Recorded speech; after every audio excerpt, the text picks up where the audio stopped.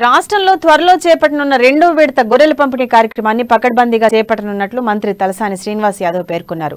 వివిధ అంశాలపై జిల్లా కలెక్టర్లతో రాష్ట్ర ప్రభుత్వ ప్రధాన కార్యదర్శి శాంతికుమారి వీడియో కాన్ఫరెన్స్ లో మంత్రి శ్రీనివాస్ యాదవ్ పాల్గొన్నారు. సీఎం కేసీఆర్ ఆదేశాల మేరకు రాష్ట్రంలోని మిగిలిన లబ్ధిదారులందరికీ ఈ గొర్రెల పంపిణీ కార్యక్రమాన్ని అమలు చేయనున్నట్లు తెలిపారు. రాష్ట్రంలో మొత్తం 7.31 లక్షల మంది లబ్ధిదారులుగా గుర్తించగా వీరిలో ఇప్పటికే 3.93 లక్షల మందికి ఈ పథకం వర్తింపజేశామని వెల్లడించారు.